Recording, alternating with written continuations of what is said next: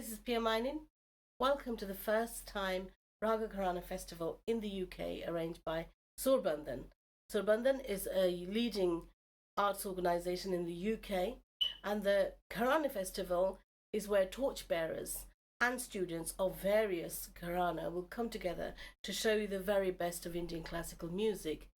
We have the best artists from all over the world, and an added part of this festival is the Maestros of Bengal festival, where we will be looking at compositions of Qazi Nazrul Islam, who is said to have incorporated Indian classical music fully into his compositions, and in fact, the first to go so further in doing that. So, the benefit of those of you who are new to classical music, I'll just briefly explain what to expect in this festival. From the beginning of time, music has been used as means of expression, of coming together for inspiration and for celebration. And there came a time when people thought that we needed a higher level of living. So music was used in order to attain that higher goal. Music was studied on a scientific level. Basic principles were established, and this highly structured and defined music came to be known as Margi Sangeet, as opposed to Desi Sangeet, which is the local folk music. Now, there are other names like Shastriya Sangeet and Uchango Sangeet in Bengali, and there's Indian classical music from the advent of the British. The word classical comes from class, because Shastriya Sangeet would be listened to by people of a certain class, like nobles, intellectuals, kings, and so on and so forth.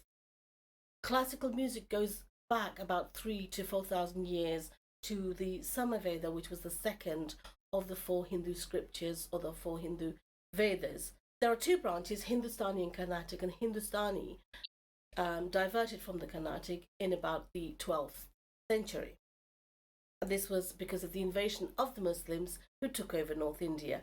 And in medieval Mughal times, then, Persian and Arabic influences started to enter Indian classical music.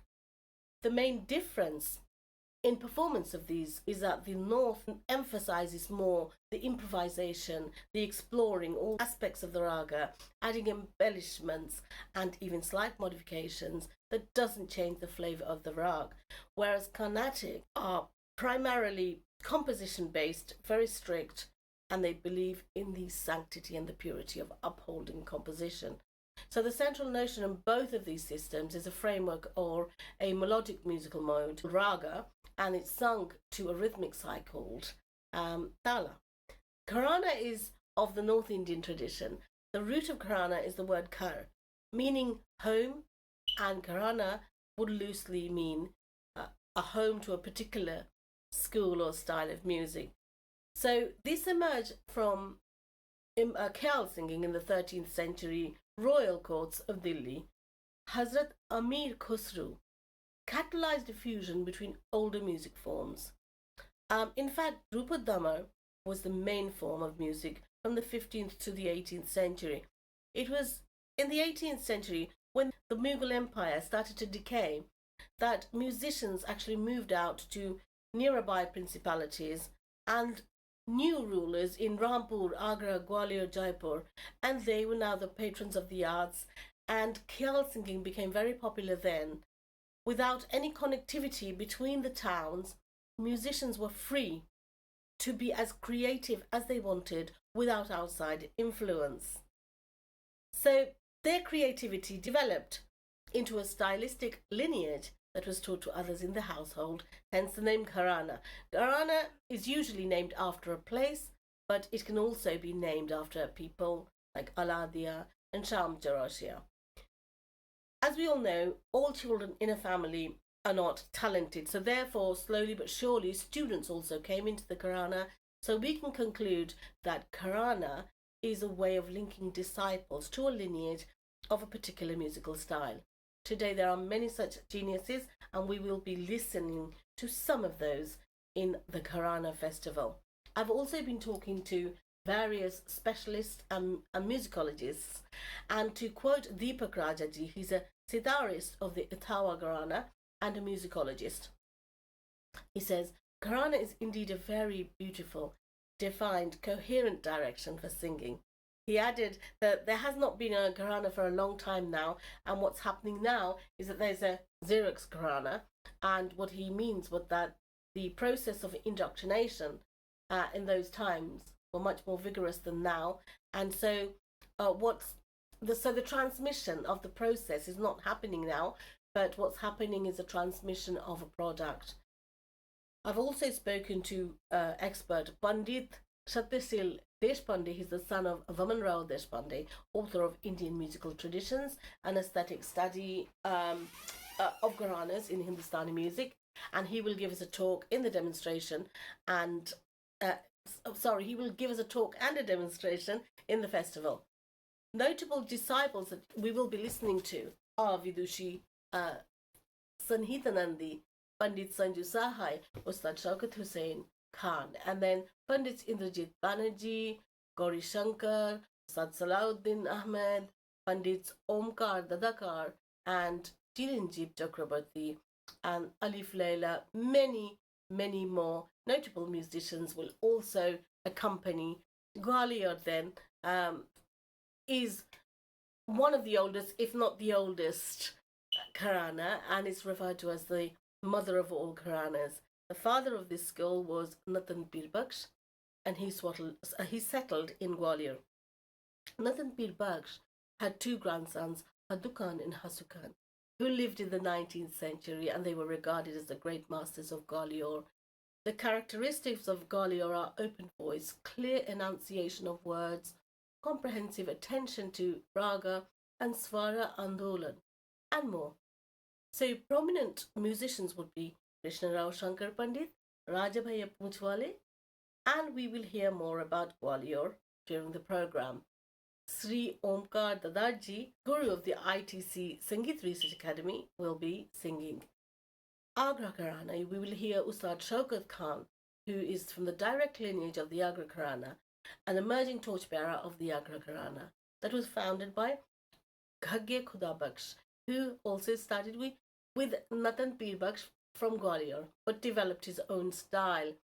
The Agra speciality is said to be its lekari. A speciality of the Gharana is its boltan, that is fast, medium lekari passage using balls or words of the song.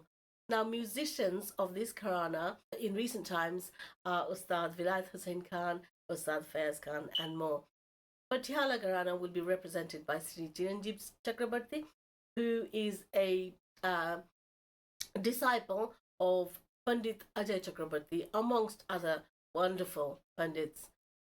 Patiala Gharana was made famous by Bare Ghulam Ali Khan Sahib. It was started by General Ali Baksh and Colonel Fateh Ali Khan, the doyens of Patiala. Patiala style incorporates a blend of several rich features, complicated swar combinations and tayari, sargams and fast sargams and tan sargams. This is their speciality. So what's left is the Kirana Gharana, which you will be listening to, was relaunched by Ustad Abdul Karim Khan and is known for its slow tempo raga development. The emphasis on melody, long and sustained pitches, and usually traditional ragas, use of sargam, very little ball bunt, and clarity of text pronunciation, not to mention the use of Carnatic ragas. So we will hear from Vidushi Sanhitanandi and Ustad Salauddin. Tumri and Tappa are also popular concert performances, and the Tumri is very lyrical in its structure and presentation, and moods that set to rags like Kamaj, Kafi, Bhairavi, and so on. So the musical grammar is not so strictly adhered to. There are two styles of Tumri, and there's the Purab of the Banaras Ang, and then there's the Punjab Ang. The Pura Banaras is fairly slow and staid, where the Punjab Ang is more mercurial. So Rusalin Devi and Siddheshwari Devi are names, prominent names in this style. There have been tumris that are even different from either Purab or Punjab, and that's said to be Abdul Karim Khan Sahib. So Tappa consists of a uttered fast and naughty patterns, and it's very difficult composition. Needs to be practiced. Both Tumri and Tappa require special training, as do Drupad and Khyal forms. Now, finally, Bengali music, Indian classical music, has been incorporated into Bangla music from the Jarjapod, but it's said that Qazi Nazrul Islam's incorporation of Indian classical music has gone further and fuller. The main characteristics of Qazi Nazrul's view on his music is that he places equal importance to rag as well as lyrics. And previously, there was always more importance to lyrics. And it is said that if his songs were not categorized by lyrics and they were categorized by tune, then they would surely be Khyal Tumri. For instance, example is his love songs, his Shema Shangit, they would definitely be Khyal. The late Sri Amalendra Bikashkar Chaudhary commented while discussing the contribution of Qazi Nazrul Islam to the development of Rag Pradhan in Bangla Gan. Rag Pradhan Gan is very grateful to the poet Qazi Nazrul Islam, compared to whom the Rag Pradhan has been taken from. So, although he did not compose anything called Rag Pradhan, if it wasn't called Nazrul Giti, it would be called Rag Pradhan. If it wasn't called Nazrul Giti, it would be called Ragasrai, Rag Sangit. So, there was a discussion about his contribution to Rag Sangit in page 30 of the Bethar Jagat in 1940. He published a book called Naborag Malika, which is a collection of songs with the combination of two or more rag. This book can be said to be the building block of Rag Pradhan songs in Bangla music. So Shukumar Roy also said that through this subject, a new creative era began in history of Bengali Sangeet. It's not easy to form a structure of a rag from 12 notes, taking and discarding some notes. But Nazrul has done this with great skill, and it remains as an inspiration for future artists to help in the development of modern rag Sangeet. He's employing raga, softening the raga does not destroy the raga, and he has understanding of the creativity that adds diversity. In a magazine called Bethar Jagat, he added an article about mixing ragas and creating ragas for the benefit of the public. Now, Nazrul Islam also wrote Lakhan Giti. He did not compose Lakhan Giti like the Hindi Lakshman Geet.